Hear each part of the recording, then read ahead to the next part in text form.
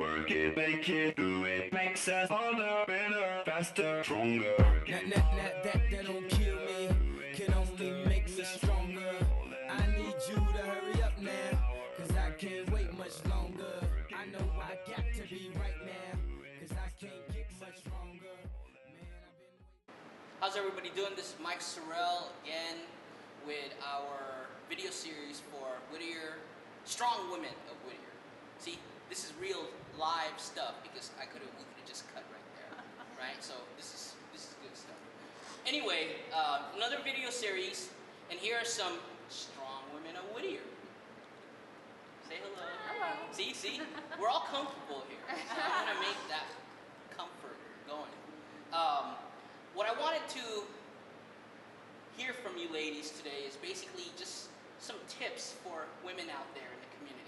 As each of you know, we want this program is created to inspire and educate women all over the community of Whittier to become healthier, more fit, adopt a very good lifestyle, healthy lifestyle for not just themselves but their family as well. Because a healthy mother and a fit mother or a person will definitely improve the rest of the family. So, what would be a couple of tips? Actually, go ahead and introduce yourself first. I'm Angela. Angela.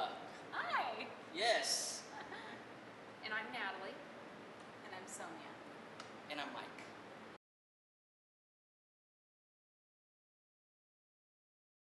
Angela, give a couple of tips to women out there that might not be working out right now or just thinking about it.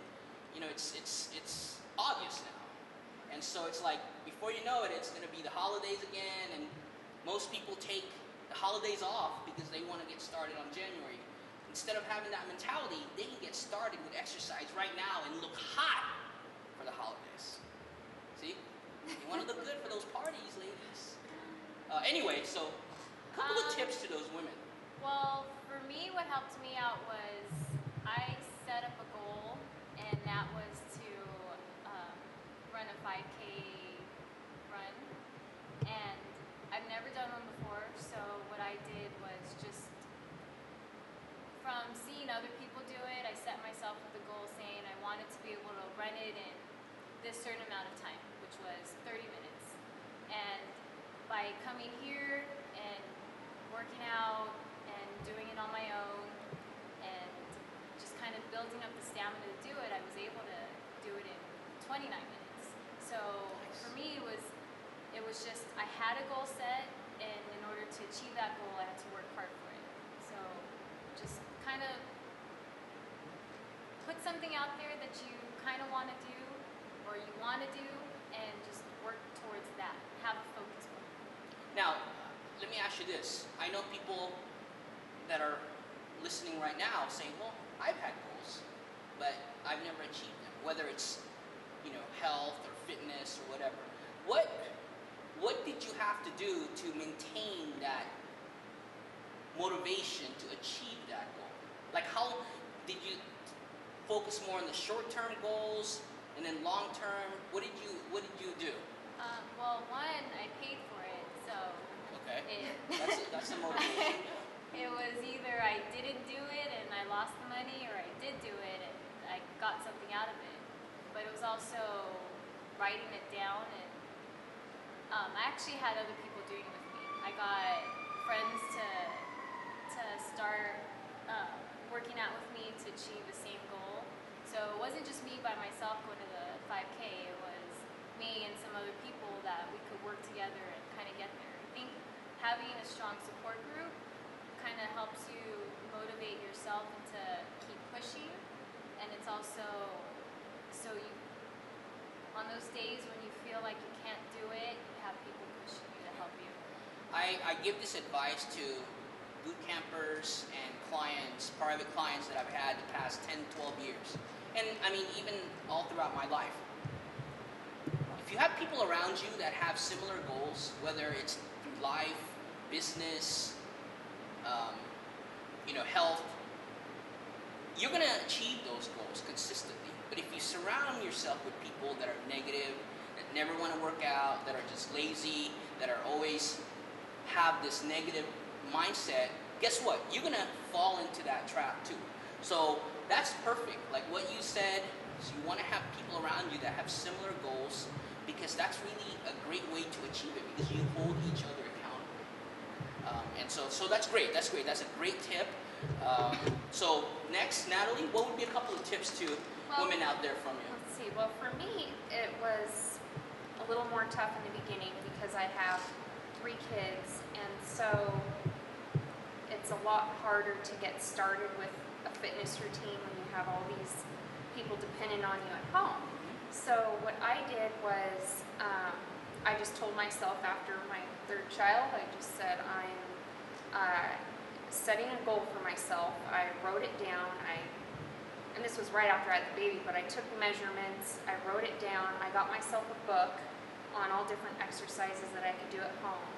And I told my husband I just have to, go out into the garage or the backyard for 45 minutes at the most. And I just kind of checked it off day by day, and I just went out and did it. And the support system is good. He's really good with me that way because he pushed me to do it.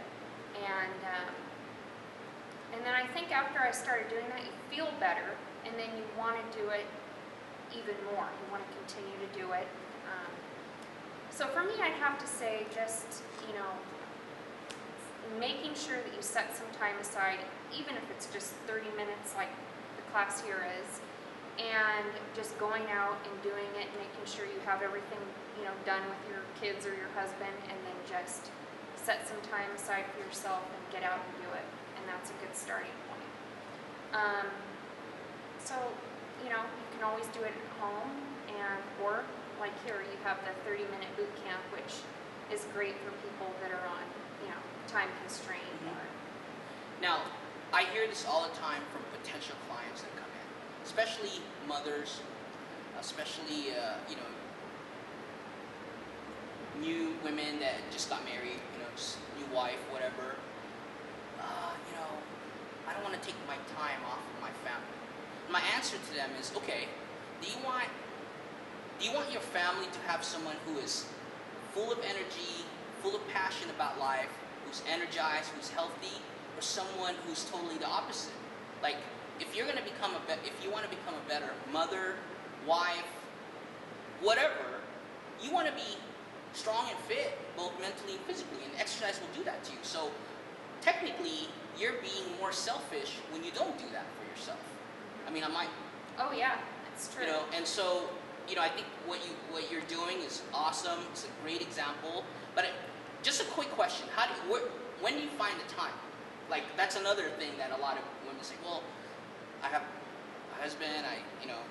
3 kids, whatever. If anyone could say, I don't have time, you would be a very good candidate for that, right? Right. But how do you find the time? Well, for me, I just have to organize my day for that time. So I organize my day throughout the day. I get everything done. I know what I'm making for dinner. I know what I have to do to get the kids ready. And then after all that's done, I know that at 6:30, I get a half hour, and that's where I'm going. And when I get back, I don't feel guilty or bad because I know that I've taken care of everything. So that's how I do it. That's awesome. And some of you should be doing that too. You know who you are. Okay, next, Sonia. Couple of tips. I think that if you want to make a change in your life, you're only going to make the change if you really want to do it. And that goes with anything.